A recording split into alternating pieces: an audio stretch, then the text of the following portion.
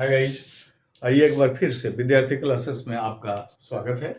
Class 12 में हमने जैसा पिछले वीडियो में आपको बताया था कि एम्पियर्स सर्क्यूटल लॉ में इनकंसिस्टेंसी थी और इसको पकड़े थे मैक्सवेल इलेक्ट्रोमैग्नेटिक वेव के ऊपर में बहुत सारा काम किए थे और उसी के अंदर में इन्होंने देखा था कि हर जगह एम्पियर सर्क्यूटल लॉ लागू नहीं होता है।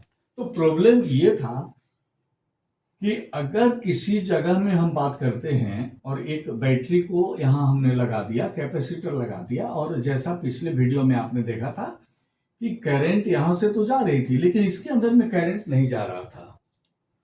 प्लेट के दोनों, जो कैपेसिटर का दोनों प्लेट है, इसके बीच में कहीं करंट नहीं है। तो यहां पर आया था डिस्प्लेसमेंट करंट का कॉन्सेप्ट मैक्सवेल के हिसाब से। मैक्सवेल ही इसके लिए जवाबदेह हैं, उनके ही हिसाब से हम लोग बात कर रहे हैं। तो डिस्प्लेसमेंट करंट उस करंट को बोलते हैं जो वैसे जगहों पे एग्जिस्ट करता है जहां इलेक्ट्रिक फील्ड या इलेक्ट्रिक फ्लक्स टाइम के साथ चेंज हो रहा हो। अगर किसी रीजन में इलेक्ट्रिक फील्ड चेंज हो रहा है या इलेक्ट्रिक फ्लक्स चेंज हो रहा है समय के साथ, तब वहां पे जो करंट अपीयर होता है, that current is called displacement current और मैक्सवेल्स डिस्प्लेसमेंट करंट। इसको हम लोग ID से रिप्रेजेंट करते हैं, सिंबॉलिक हम लोग दे देते हैं ID, और इसका फॉर्मूला होता है epsilon not d phi e by dt। ये ID का फॉर्मूला होता है d phi e by dt।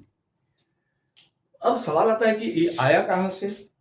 तो देखिए, इसके प्रूविंग की बात अगर हम लोग करें तो हम लोगों को पता है कि इस कैपेसिटर के प्लेट में, दोनों प्लेट के बीच में इलेक्ट्रिक फील्ड इस ओर जा रहा है ना, देखिए इस ओर जा रहा है, और एरिया वेक्टर भी इसी ओर जा रहा है। तो अगर हम लोग यहां पर देखें कि इसके बीच में इलेक्ट्रिक फील्ड E जो है, ये E का वैल्यू कितना हो जाएगा, देखिए सिग्मा बाई एप्सिलॉन नॉट। ये इलेक्ट्रोस्टैटिक्स में गॉसेस थ्योरम में हम लोग इसको निकाले हैं।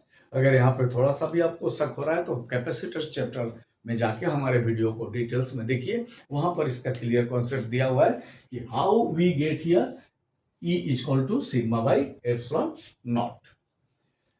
और इसको हम लोग लिख सकते हैं, देखिए Q बाई A, सिग्मा होता है सरफेस चार्ज डेंसिटी, तो Q by A into epsilon naught. और अगर हम लोग फाई ई की बात करते हैं तो phi E equal to E vector dot A vector, और इसको अगर आप निकालते हैं तो देखिए फाई ई इक्वल टू होता है ई ए कॉस 0 डिग्री। फाई ई जो हो गया, ये हो गया ई इंटू ए।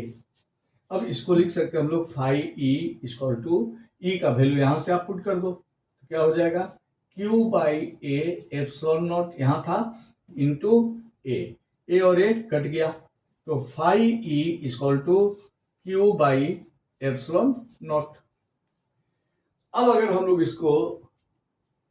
इसका डिफरेंशिएशन करते हैं विथ रेस्पेक्ट टू टाइम, तो हम लोग लिख सकते हैं ना, देखिए D phi E by D T equal to 1 by epsilon naught, ये रह गया, और ये डी क्यू बाई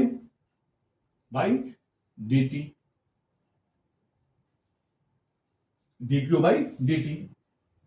अब D Q by D T क्या होता है, देखो D Q by D T होता है करंट। तो इसका मतलब हो रहा है कि D phi E by D T ये किसके बराबर हो गया, 1 by epsilon naught into I के बराबर। और ये आई जो है ना, क्यों आ रहा है, क्योंकि फ्लक्स चेंज हो रहा है, फील्ड चेंज हो रहा है इस रीजन के अंदर में। तो इसको हम लोग लिख देंगे ID, डिस्प्लेसमेंट करेंट। और यहीं से देयरफॉर अगर हम लोग ID निकालते हैं तो एप्सिलॉन नॉट इधर आ गया मल्टीप्लाई में, और यहां आ गया D phi E by D T.